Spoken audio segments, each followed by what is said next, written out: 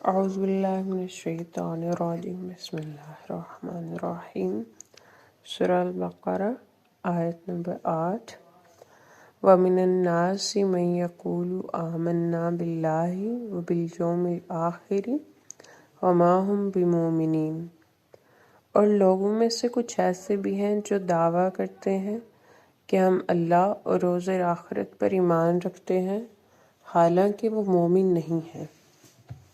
تفسیر: من الناس کا لفظ اگرچہ عام ہے لیکن قرینہ دلیل ہے کہ یہاں اس عام سے ایک خاص گروہ مراد ہے، اور وہ گروہ ہے یہود کا۔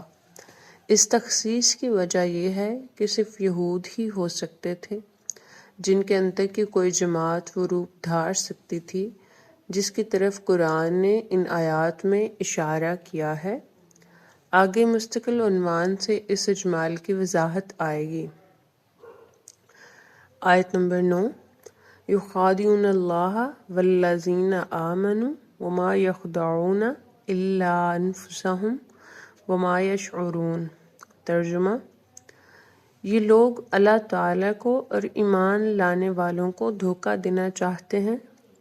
حالانکہ یہ خود اپنے آپ کو ہی دھوکہ دے رہے ہیں اور اس کا احساس نہیں کر رہے۔ یخادعون اللہ، مخادعت کے معنی دھوکہ دینے کی کوشش کرنا، عام اس سے کہ وہ دھوکہ کامیاب ہو سکے یا نہ ہو سکے۔ یہاں مخادعت کا لفظ استعمال ہوا ہے اور خدع کا لفظ بھی استعمال ہوا ہے۔ جہاں لفظ اللہ تعالیٰ کا تعلق ہے وہاں تو اللہ کا تعلق مخادعت استعمال ہوا ہے،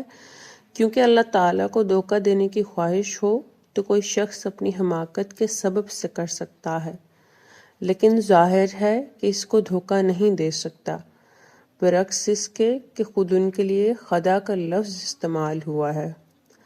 کیونکہ جو شخص خدا کو دھوکہ دینے کا ارادہ کرتا ہے وہ اپنی اس کوشش میں ناکام تو رہتا ہے،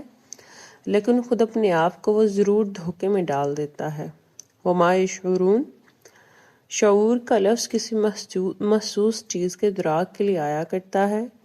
یہاں اس لفظ کا استعمال اس حقیقت کی طرف اشارہ کر رہا ہے کہ اگرچہ خدا کو دھوکہ دینے کی کوشش میں خود دھوکہ کھا جانا ایک محسوس ہونے والی چیز ہے، لیکن یہ برخود غلط لوگ ہوشیاری اور چالاکی کے الزام کے باوجود اتنے غبی ہیں کہ اس حقیقت کا احساس نہیں کر رہے، کیونکہ ابھی اس کا نتیجہ ان کے سامنے نہیں آیا ہے۔ آیت نمبر 10۔ فی قلوبہم مرض فزادہم اللہ مرضا ولہم عذاب علیم بما کانوا یکذبون۔ ترجمہ: ان کے دلوں میں روگ تھا تو اللہ تعالیٰ نے ان کے روگ کو بڑھا دیا، اور ان کے لیے دردناک عذاب ہے بوجہ اس کے کہ وہ جھوٹ بولتے رہے ہیں۔ تفسیر: فی قلوبہم مرض، مرض کا لفظ قرآن میں عموماً دو معنوں میں استعمال ہوا ہے، ایک کینہ اور حسد کے معنی میں اور دوسرے نفاق کے معنی میں۔ جن مقامات میں یہ لفظ نفاق کے معنی میں استعمال ہوا ہے وہاں تو یہ واضح طور پر کینہ اور حسد کے معنی میں ہے، لیکن جن مقامات میں یہ تنہا استعمال ہوا ہے وہاں تو یا تو دونوں معنی اس کے اندر جمع ہے یا قرینہ اس کے دونوں معنی میں سے کسی ایک معنی کو متعین کرنا ہے۔ یہاں واضح اس بات کے لیے موجود ہے کہ اس سے آگے مراد حسد ہے، کیونکہ یہاں جس گروہ کا بیان ہے آگے واضح ہوگا کہ یہ یہود ہی کے اندر کا ایک گروہ ہے، اور یہود کو نبی کریم صلی اللہ علیہ وآلہ وسلم اور آپ پر ایمان لانے والوں سے جو حسد تھا وہ معلوم و مشہور ہے۔ قرآن مجید نے متعدد مقامات پر اس کا ذکر فرمایا ہے۔ فزادہم اللہ مرضا، یہاں حسد کے معنی حسد کے بڑھانے کے فعل کو اللہ تعالیٰ نے جو اپنی طرف منسوب فرمایا ہے، تو یہ در حقیقت اس سنت کو اس نے اپنی طرف منسوب فرمایا ہے جس کے تحت یہ فعل انجام پاتا ہے۔ اللہ تعالیٰ کی سنت یہ ہے کہ اگر کوئی شخص اپنے سینہ کو ایمان و اسلام کی جلوہ گاہ بنانے کے بجائے اس کو بغض و حسد ہی کی پرورش گاہ بنائے رکھنا چاہتا ہے تو اس کے سامنے اسی طرح کے حالات و واقعات ظاہر ہوتے ہیں جو اس کی اسی بس بھری فصل کی آبیاری کرتے ہیں۔ یہود کو مسلمانوں سے حسد تھا کہ اللہ تعالیٰ نے ان کو اسلام کی نعمت کیوں دے دی۔ نتیجہ یہ نکلا کہ اسلام اور اس کی برکتوں کی ترقی نے ان کے اس حسد کے اسباب میں اور زیادہ اضافہ کیا اور یہ اضافہ برابر ہوتا ہی رہا، یہاں تک کہ اس چیز نے ان کو بالکل تباہ کر کے چھوڑا۔ آیت نمبر 11 وَإِذَا قِيلَ لَهُمْ لَا تُفْسِدُوا فِي الْأَرْضِ قَالُوا إِنَّمَا نَحْنُ مُصْلِحُونَ،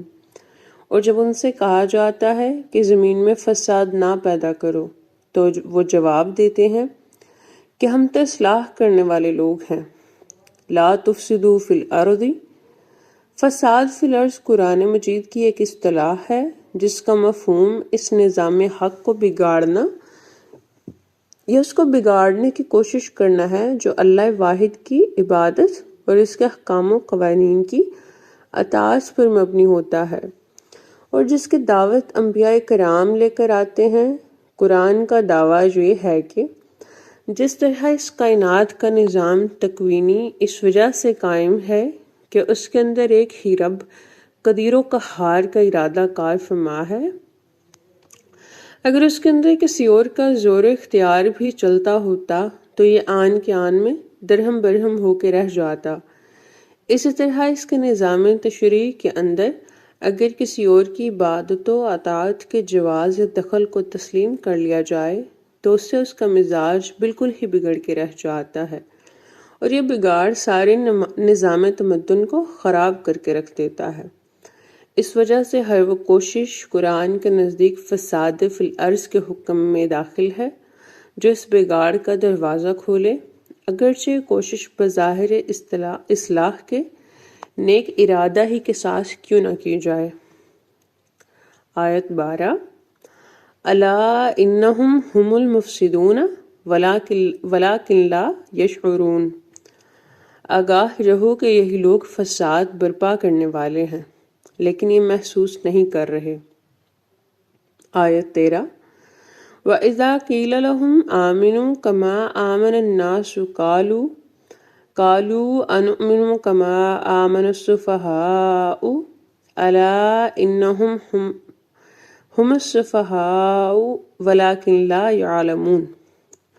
اور جب ان سے کہا جاتا ہے کہ اس طرح ایمان لاؤ جس طرح لوگ ایمان لائے ہیں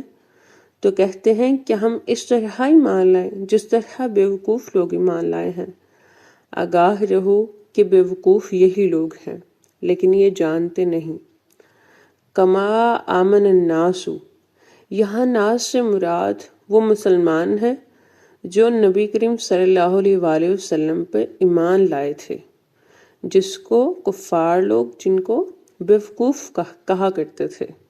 حالانکہ وہ خود بیوقوف تھے۔ آیت 14 وَإِذَا لَقُوا الَّذِينَ آمَنُوا قَالُوا آمَنَّا وَإِذَا خَلَوْا إِلَىٰ شَيَاطِينِهِمْ قَالُوا إِنَّ مَعَكُمْ إِنَّمَا نَحْنُ مُسْتَهْزِئُونَ۔ ترجمہ، اور جب ایمان والوں سے ملتے ہیں تو کہتے ہیں کہ ہم تو ایمان لائے ہوئے ہیں، اور جب اپنے شیطانوں کے مجلسوں میں پہنچتے ہیں تو کہتے ہیں ہم تو آپ لوگوں کے ساتھ ہیں، ہم تو ان لوگوں سے محض مذاق کرتے ہیں۔ وَإِذَا خَلَوْا إِلَىٰ شَيَاطِينِهِمْ، خلو کے بعد الا کا صلہ تقاضا کرتا ہے کہ یہاں کوئی فعل ایسا محذوف مانا جائے جو اس صلہ سے مناسبت رکھنے والا ہو، تو ہم نے ترجمہ میں اس کا لحاظ رکھنے کی کوشش کی ہے۔ شیطان کا لفظ شات یا شیز سے فعلان کے وزن پر مبالغہ کا صیغہ ہے۔ اس کے معنی جلد باز، تندخو، مشتعل مزاج اور شریر و سرکش میں آتے ہیں۔ ان خصوصیات کے حامل جنوں میں سے بھی ہوتے ہیں اور انسانوں میں سے بھی ہوتے ہیں۔ یہاں یہ لفظ یہود کے ان لیڈروں کے لیے استعمال ہوا ہے جو فساد فی الارض کے اس سارے کھیل کی رہنمائی کر رہے تھے۔ آیت 15 اللہ یستہزئ بہم ویمدہم فی طغیانہم یعمہون۔ اللہ تعالیٰ ان سے مذاق کر رہا ہے اور ان کو ان کی سرکشی میں ڈھیل دیے جا رہا ہے، یہ بھٹکتے پھر رہے ہیں۔ اللہ یستہزئ بہم ویمدہم فی طغیانہم، مد کے معنی ڈھیل دینے اور کسی کی رسی دراز کرنے کے ہیں۔ مطلب یہ ہے کہ وہ اپنی سرکشی میں آگے بڑھتے چلے جا رہے ہیں اور اللہ تعالیٰ ان پر حجت تمام کرنے کے لیے ان کی رسی دراز کرتا جا رہا ہے، تاکہ جب ان کو پکڑے تو ان کے لیے کوئی عذر باقی نہ رہ جائے۔ اللہ تعالیٰ نے ان کے ساتھ اپنے جس مذاق کا ذکر فرمایا ہے، یمدہم فی طغیانہم کے الفاظ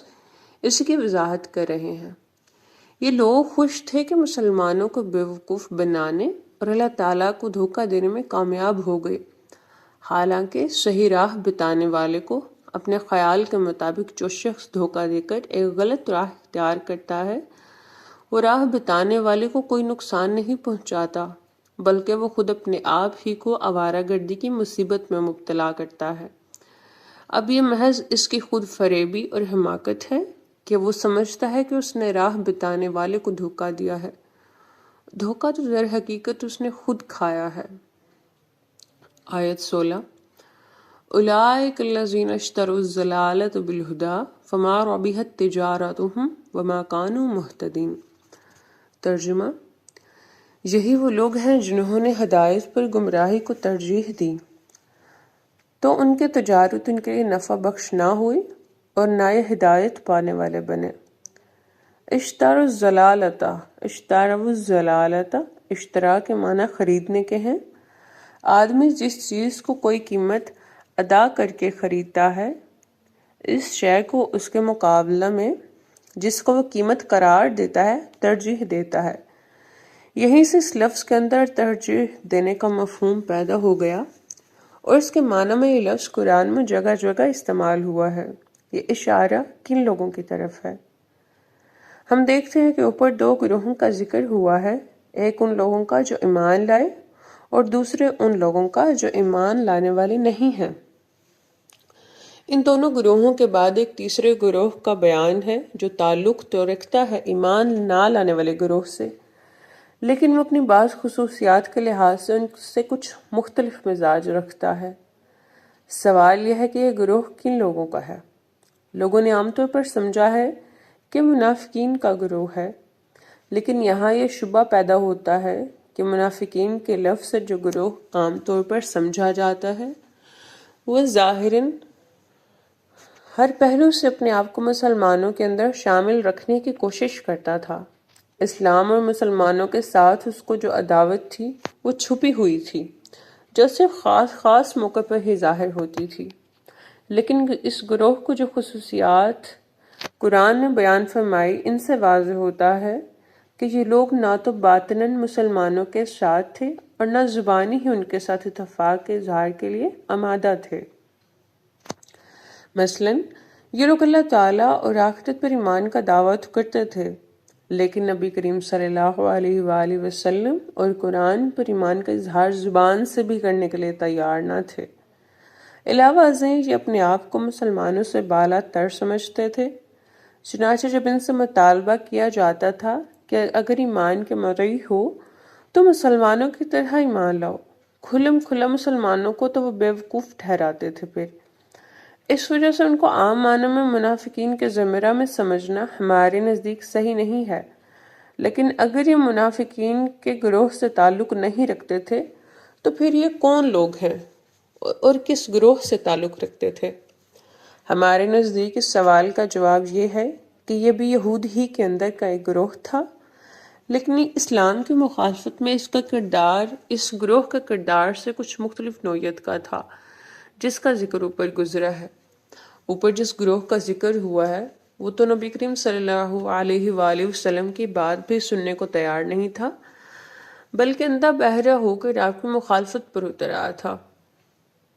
لیکن یہ گروہ اسلام کی مخالفت، مصلحت اندیشی کے رکھ رکھاؤ اور میں صالحت پسندی کے روپ میں کرنا چاہتا تھا۔ مندرجہ بالا آیات پر اچھی طرح غور کرنے سے اس گروہ کا جو پس منظر سامنے آتا ہے وہ یہ ہے کہ جہاں تک اسلام دشمنی کے جذبہ کا تعلق ہے، یہ گروہ پچھلے گروہ سے کسی طرح بھی کم نہیں تھا۔ یہود میں دوسروں کے مقابل اپنی برتری کا جو احساس تھا وہ بھی ان لوگوں کے اندر بدرجہ عدم موجود تھا۔ بنی اسماعیل پر ان کے اندر آخری نبی کی بعثت کی پیشن گوئی کے سبب سے یہود کو جو حسد تھا، اس حسد میں بھی یہ مبتلا تھے، بلکہ اس پیشن گوئی کے عملاً ظہور، اسلام کی روز افزوں ترقی اور عربوں کے اندر نبی کریم صلی اللہ علیہ وآلہ وسلم کی غیر معمولی مقبولیت نے ان کے حسد میں بہت زیادہ اضافہ کر دیا تھا۔ ان ساری باتوں میں یہ لوگ اپنے ہم قوموں کے شریک تھے، لیکن یہ اسلام کے بڑھتے ہوئے سیلاب کو روکنے کے لیے انکار اور ضد کی اس پالیسی کو صحیح نہیں سمجھتے تھے جو یہود کے اس گروہ نے اختیار کی تھی، جس کا ذکر اوپر ہوا ہے۔ بلکہ یہ لوگ یہودیت اور اسلام کے درمیان ایک قسم کے سمجھوتے کے خواہش مند تھے۔ ان کی خواہش یہ تھی کہ اسلام بھی اپنی جگہ پر رہے اور ایک مذہبی گروہ کی حیثیت سے خود ان کو جو مرتبہ اور امتیاز حاصل ہے وہ بھی باقی رہے۔ ان کی جو شکل ان کے ذہن میں تھی وہ ان آیات کی روشنی میں معلوم ہوتی ہے کہ یہ مسلمانوں سے اس بات کے خواہش مند تھے کہ مسلمان اپنی طرح ان کو بھی مومن اور خدا پرست سمجھیں، کیونکہ جہاں تک اللہ تعالیٰ اور آخرت پر ایمان کا تعلق ہے، ان کا دعویٰ تھا کہ ان دونوں چیزوں پر یہ بھی ایمان رکھتے ہیں۔ ان لوگوں کا خیال یہ تھا کہ محمد ایک مسلمان صلی اللہ علیہ وآلہ وسلم کو پیغمبر اور ان کی پیش کی ہوئی کتاب کو آسمانی کتاب کی حیثیت سے ماننا چاہتے ہیں تو مانیں، لیکن ان سے ان کے ماننے کے لیے اصرار نہ کریں۔ اگر انہوں نے دوسروں کی نجات بھی ان کے ماننے پر منحصر کر دی اور جس نے نہ مانا اس کو اللہ تعالیٰ اور اس کے رسول کا مکذب قرار دے دیا، تو اس سے ان کے نزدیک اس ملک کے مختلف مذہبوں اور ان کے پیرووں کے درمیان ایک سخت قسم کے منافرت اور کشمکش کی حالت پیدا ہو جائے گی، اور مذہبی رواداری کی وہ فضا جو اس ملک کے اندر اب تک قائم رہی ہے ختم ہو کے رہ جائے گی۔ اپنے اسے خیال کی بنا پر یہ لوگ اپنے آپ کو اصلاح کرنے والا سمجھتے تھے، لیکن ان لوگوں کا خیال تھا کہ ہم اگر محمد صلی اللہ علیہ وآلہ وسلم اور قرآن کو نہیں مان رہے تو یہ کسی فساد کی کوشش نہیں ہے، بلکہ عین اصلاح کی کوشش ہے، کیونکہ اس طرح ہم اس انتشار کو روک رہے ہیں جو اس نئی نبوت اور اس نئی دعوت سے پیدا ہو رہا ہے۔ آیت 17 مَثَلُهُمْ كَمَثَلِ الَّذِي اسْتَوْقَدَ نَارًا فَلَمَّا أَضَاءَتْ مَا حَوْلَهُ ذَهَبَ اللَّهُ بِنُورِهِمْ وَتَرَكَهُمْ فِي ظُلُمَاتٍ لَا يُبْصِرُونَ۔ ترجمہ: ان لوگوں کی مثال ایسی ہے جیسے ایک شخص نے لوگوں کے لیے آگ جلائی، جب آگ نے اس کے ارد گرد کو روشن کر دیا تو اللہ تعالیٰ نے ان کی روشنی سلب کر لی اور ان کو ایسی تاریکی میں چھوڑ دیا جس میں ان کو کچھ سجائی نہیں دے رہا۔ یہ تمثیل ایک ایسے شخص کی تمثیل ہے جس نے اندھیری رات میں لوگوں کو روشنی دکھانے کے لیے آگ جلائی۔ اس نے کام بڑی محنت اور بڑے اہتمام کے ساتھ کیا، یہاں تک کہ اس کا تمام گرد و پیش منور ہو گیا، لیکن جن لوگوں کے لیے اس نے محنت برداشت کی انہوں نے اس روشنی کی کوئی قدر نہیں کی۔ ان کی اس ناقدری کی سزا اللہ تعالیٰ نے ان کو یہ دی کہ ان کی روشنی سلب کر لی اور ان کو ایک ایسے گھٹا ٹوپ اندھیرے کے اندر چھوڑ دیا جہاں ہاتھ کو ہاتھ بھی سجائی نہیں دے رہا۔ پھر اس اندھیرے کے اوپر مزید غضب یہ کہ یہ لوگ بہرے، گونگے اور اندھے بھی ہیں، اور یہ تمام اوصاف ان کے اندر بیک وقت موجود ہیں، یعنی سمن بکم امیون سے متعلق استاذ امام مولانا فراہی رحمۃ اللہ علیہ کا یہ افادہ یہاں قابل ذکر ہے کہ اگر صفات کا بیان بغیر حرف عطف کے ہو تو اس بات کی دلیل ہے کہ تمام صفات موصوف کے اندر بیک وقت موجود ہیں۔ اس وجہ سے نہ تو یہ کسی پکارنے والے کے پکار سن سکتے ہیں جب وہ گھٹا ٹوپ اندھیرے میں ہوتے ہیں، اور بہرے، گونگے اور اندھے بھی ہیں، اور اس وجہ سے نہ وہ کسی نشان علامت یا اشارہ سے کوئی رہنمائی حاصل کر سکتے ہیں۔ اس وجہ سے اس بات کو کوئی امکان نہیں ہے کہ جس راہ پر وہ چل پڑے ہیں اس سے مڑ کر کسی اور راہ کو اختیار کریں۔ غور کیجئے تو تمثیل ٹھیک ٹھیک یہود کے اس گروہ پر منطبق ہو رہی ہے جس کا ذکر پہلے ہوا ہے، اور اس کے متعلق اللہ تعالیٰ نے خبر دی ہے کہ ان کے دلوں اور ان کے کانوں پر مہر لگ چکی ہے اور ان کی آنکھوں پر پردے پڑ چکے ہیں، اس وجہ سے وہ ایمان لانے والے نہیں ہیں۔ تمثیل میں آگ جلانے والے شخص سے اشارہ حضرت موسیٰ علیہ السلام کی طرف ہے۔ انہوں نے اپنی قوم کے لیے ہدایت کی شمع جلائی اور اس شمع نے پوری قوم کے لیے اجالا بھی کر دیا، لیکن زیادہ زمانہ نہیں گزرا کہ بنی اسرائیل کی اکثریت اس روشنی سے بیزار ہو گئی، جس کی سزا میں اللہ تعالیٰ نے ان کے اوپر لعنت کر دی، اور ہدایت کی باتیں سمجھنے اور قبول کرنے کی صلاحیت سے وہ محروم ہو گئے۔ بنی اسرائیل کی اس محرومی اور بدبختی کی تفصیلات توریت و انجیل میں بھی بیان ہوئی ہیں، اور قرآن میں بھی اس کا ذکر مختلف مقامات میں آیا ہے۔ یہاں ان کی اسی حالت کو تمثیل کی صورت میں پیش کیا گیا ہے۔ یہ تمثیل ایک قافلہ کی ہے جس کے تمام افراد بہرے، گونگے اور اندھے ہیں۔ مزید برآں کی رات اندھیری ہے اور اس اندھیری رات میں یہ قافلہ بھٹک رہا ہے، نہ یہ کسی کی سنتا ہے اور نہ کسی کو پکار سکتا ہے، نہ کسی کا جواب دے سکتا ہے، اور نہ ہی کسی نشانی یا روشنی سے رہنمائی حاصل کر سکتا ہے۔